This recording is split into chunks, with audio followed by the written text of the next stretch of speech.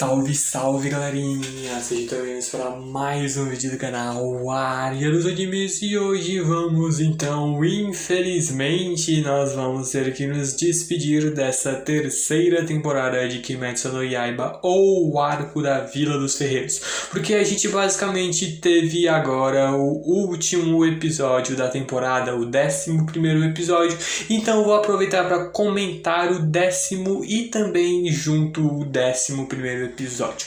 Mas antes de realmente ir para o assunto principal desse vídeo, que sem sombra de dúvidas está incrível, vamos então, eu peço então na verdade para que todos vocês deixem um like, se inscrevam no canal e ativem o sininho das notificações para receberem todos os vídeos. Agradeço imensamente ao apoio de vocês, então sem mais delongas, bora para o vídeo.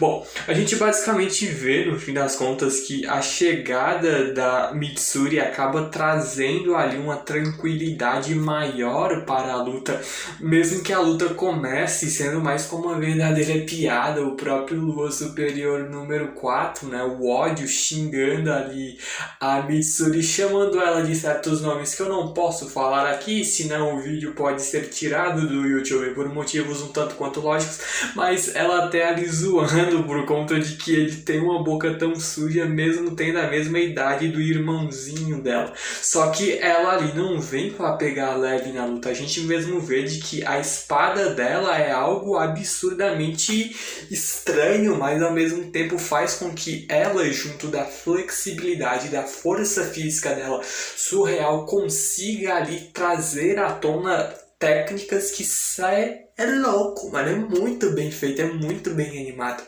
A gente vê de que mesmo não tendo ali grandes efeitos de chamas, de fumaça, vento, água, trovão, o que quer que seja, a gente vê de que só a coreografia, como se ela fosse tipo uma dançarina ali ou uma atleta de ginástica rítmica, ela vem ali com aquela corda da ginástica rítmica, como se fosse a espada dela, ela vai correndo na direção do Odd e vai cortando todos os dragões de madeira dele, e sem sombra de dúvidas é algo surreal. A animação é muito linda, é muito bem coreografada.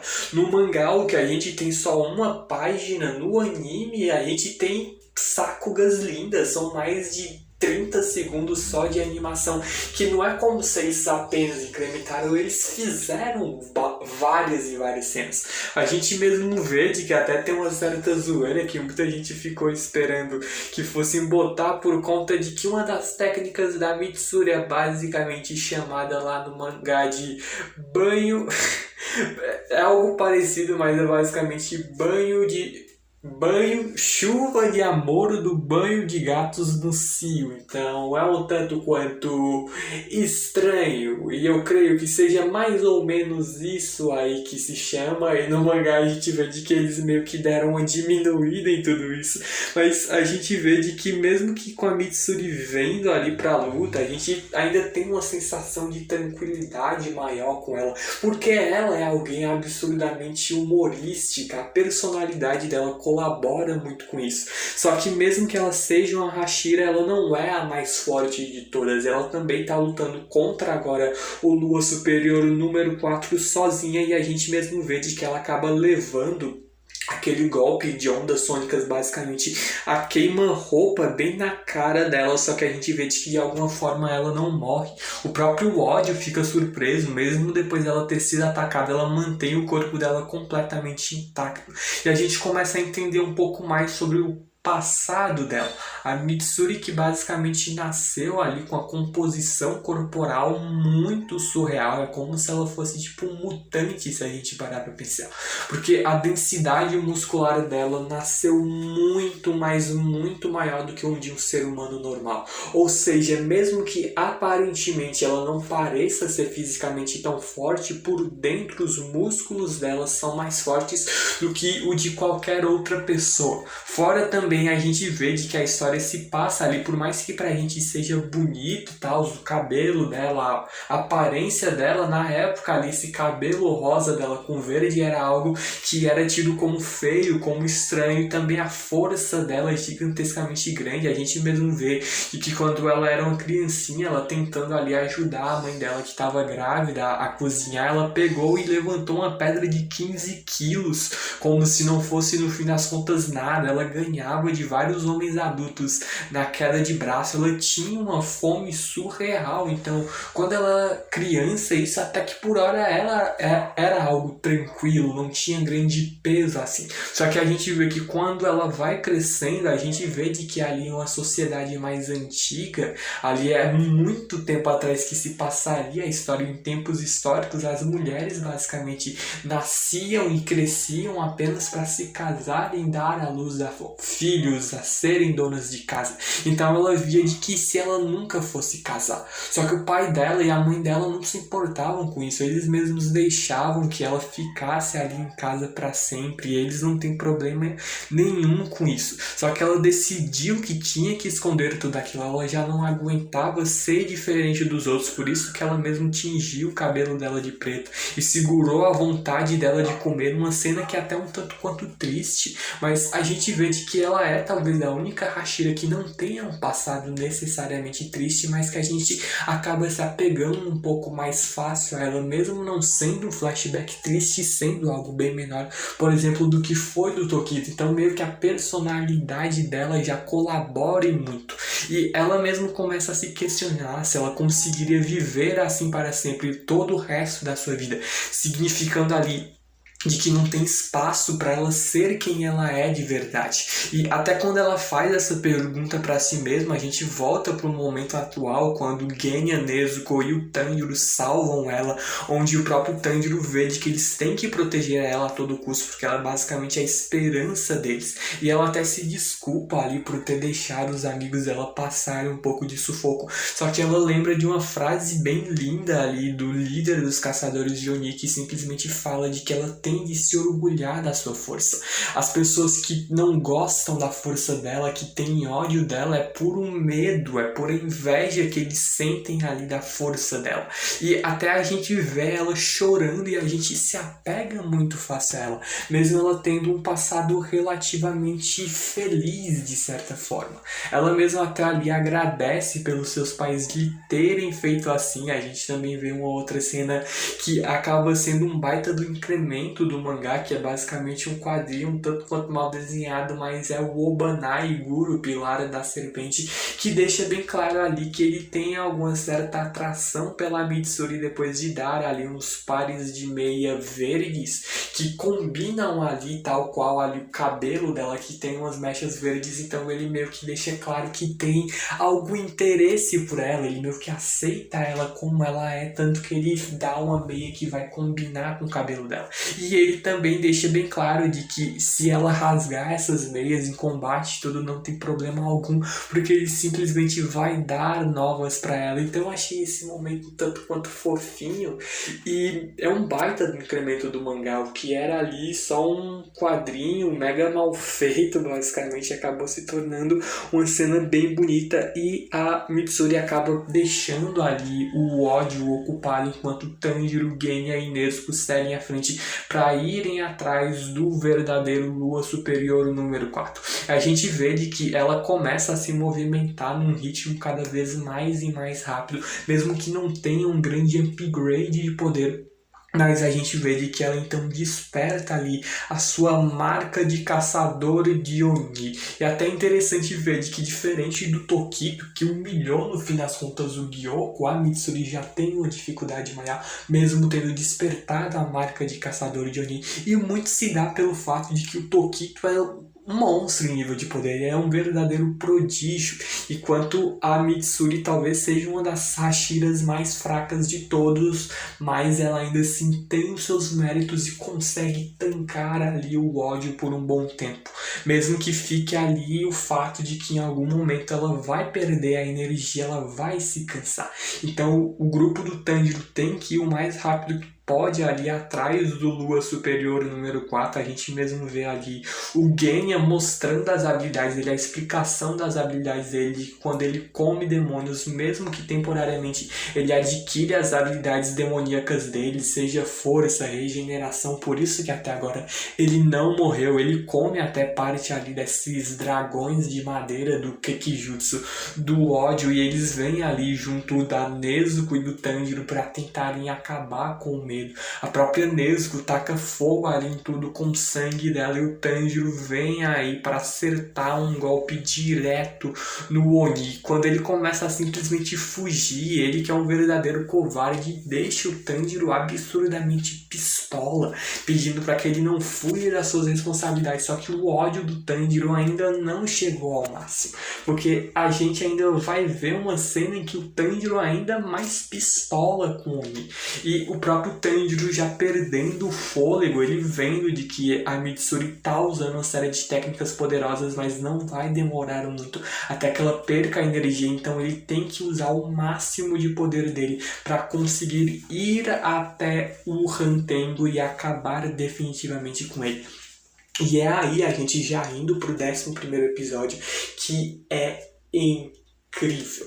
É a única palavra que eu consigo pegar. Incrível, épico, indescritível esse episódio. A gente vê o Tanjiro tendo direito a usar a concentração máxima da respiração do trovão do Zenitsu, que ele aprendeu com o Zenitsu no tempo que eles passaram juntos, onde é basicamente a técnica é ele ter concentração total, até ter consciência de todos os músculos dele, de todas as fibras musculares dele. Ele tem que deixar explodir com uma única respiração toda a força que está contida nos músculos dele para acabar completamente com o Hantengo. A gente mesmo vê ele já perdendo a energia, ficando um pouco mais para trás, mas ele explode numa quantidade de poder absurdo para cima do Lua Superior número 4, numa cena fenomenal. Ele tenta ali cortar a cabeça dele de qualquer forma, só que a gente vê de que o Hantengo tem mais uma última forma.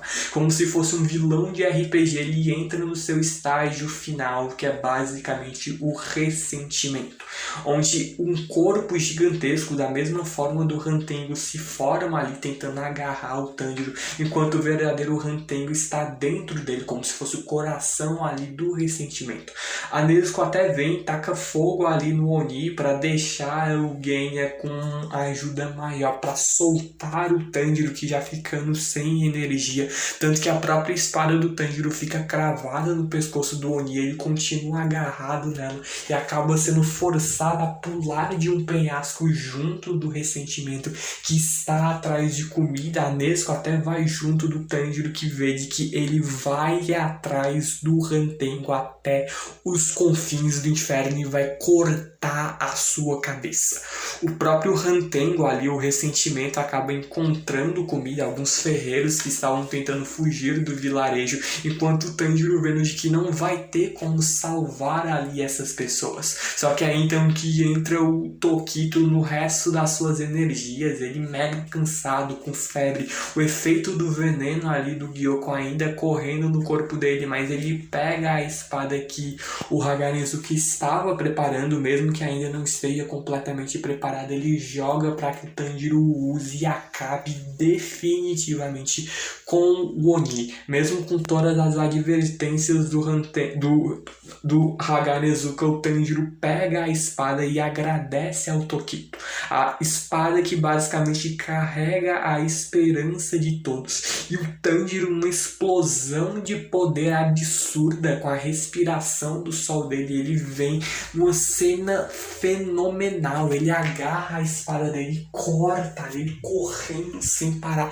e corta ali basicamente a cabeça do ressentimento, e ainda é digno de dar um giro de 180 graus, ele para de costas ali do Oni, e simplesmente a gente vê de que, pô, acabou, ele matou o Oni. Só que ainda não. Fora também o fato de que O amanhecer está chegando e a Nezuko começa a correr desesperada atrás do Tanjiro para alertar ele. Quando ele mesmo vê o sol nascendo, ela vê para alertar de que o Hantengo ainda não morreu.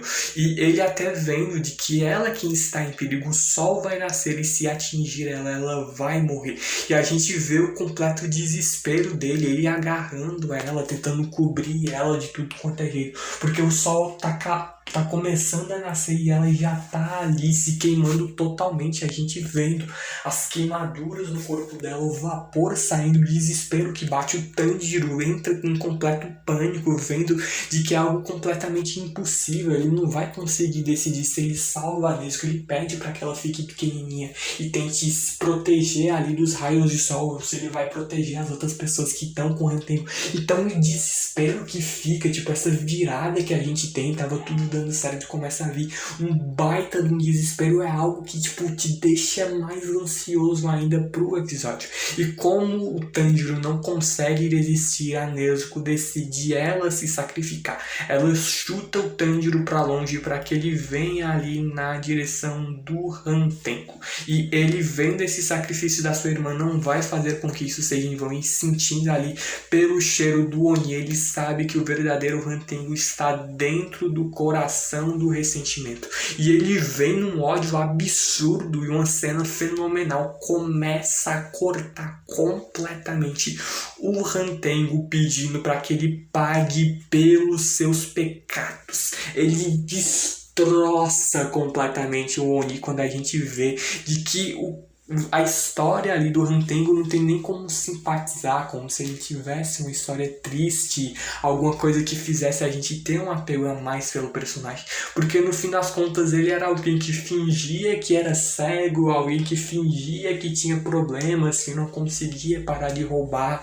não conseguia parar de matar apenas para sobreviver, e ele acabou sendo acusado, ele foi de fato culpado de vários homicídios e furtos e acabaria sendo executado. Todo mundo sabia que ele era um verdadeiro mentiroso e ele acaba, quando iria ser executado, sendo salvo pelo Muzan. O Muzan que transforma ele em Oni, mas no fim das contas isso tudo é completamente inútil diante do Tanjiro. O Tanjiro, na fúria absurda, mesmo que o Hantengo tente pará-lo, mandar ele direto pro chão com o corpo do ressentimento, o Tanjiro não vai parar de maneira alguma. Ele corta depois disso com um ataque fenomenal à cabeça do Hantengo e tudo se encerra.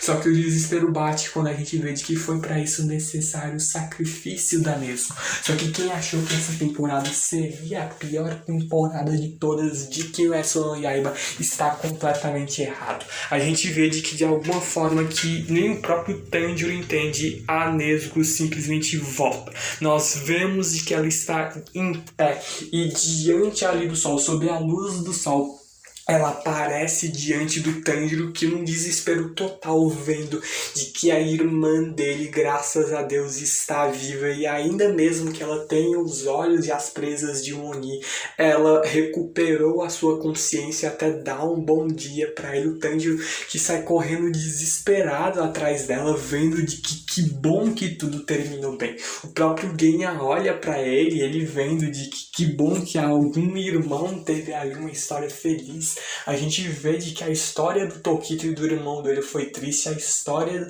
do Genya e o Shinazugao e o resto da família em questão dos irmãos também foi triste. Então pelo menos alguns irmãos aqui na história de Kimetsu podem se dar bem. E até depois a gente vê de que a Mitsuri, voltando um pouquinho na luta dela, ela iria morrer, ela já perdendo completamente o fôlego dela, ela pedindo desculpas, só que ela é salva pelo Gongo por conta de que nesse mesmo momento que ela seria devorada por um dos dragões de madeira do Kekijutsu do ódio, ela acaba sendo salva no último dos segundos por conta de que o Tanjiro matou o Lua Superior número 4.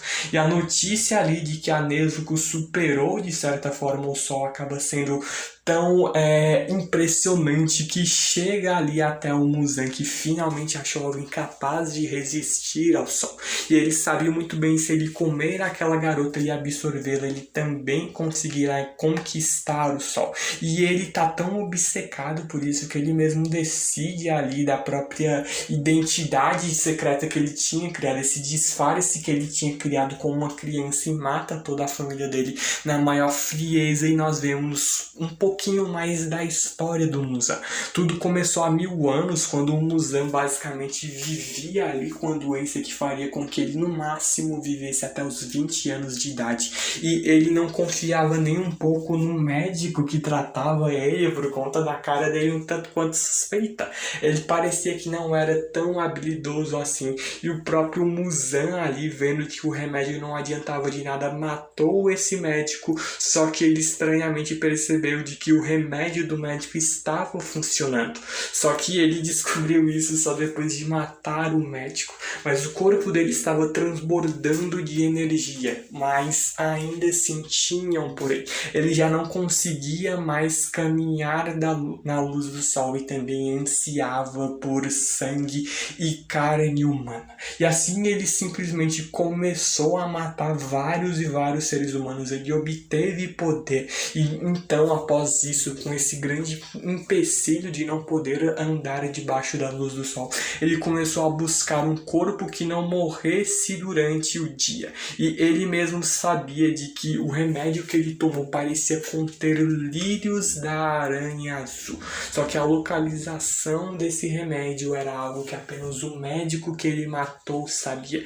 Então essas eram as maiores prioridades do Muzan. Ele começou a criar cada vez mais e mais descendentes seus, apenas com o intuito de conquistar o sol, conseguir ali aperfeiçoar o remédio daquele médico e se tornar um Oni que superaria até mesmo o sol. A gente volta ali pra luta, agora esse certo perigo iminente que o Muzan traz, mas a gente vê ali pelo menos um descanso para tudo isso. O próprio Tokito vê de que graças ao Tanjiro ele recuperou uma coisa muito importante para ele, as suas memórias. Ele agradece do fundo do seu coração ao Tanjiro, mesmo que o Tanjiro não tenha muito momento para ser tão feliz assim, porque já vem o Haganezuka pistola com ele, achando que o Tanjiro, como sempre faz, quebrou mais uma vez uma das suas espadas, mas não, a espada funcionou muito bem, cumpriu a sua tarefa. E a gente até depois que vê ali a chegada da Mitsuri, deixando o Genya todo encabulado, todo corado, ela vê que o quão incrível é todos eles estarem vivos, e ela até fica surpresa de ver que a Nezuko meio que virou, mas não virou exatamente humana, mais ou menos é imune agora à luz do sol. Ela mesmo por causa disso abraça a garota. A gente vê de que então, mudando mais uma vez de cena, a gente vai lá pra Senhora Tamayo, onde ela basicamente conseguindo fazer de certa forma um remédio a partir do sangue da Nezuko para curar aquele homem que a gente viu sendo transformado pelo Muzan lá na primeira temporada, quando o Tanjiro encontrou ele e até perseguia ele, mas o Muzan transformou um cara ali em Oni para usar de disfarce para ele fugir. Esse homem acabou sendo salvo graças ao sangue da Nezuko, que muda inconstantemente, ele muda constantemente, ele muda sem parar. E graças a Nezuko, esse homem precisa agora sobreviver só tomando uma pequena quantia de sangue.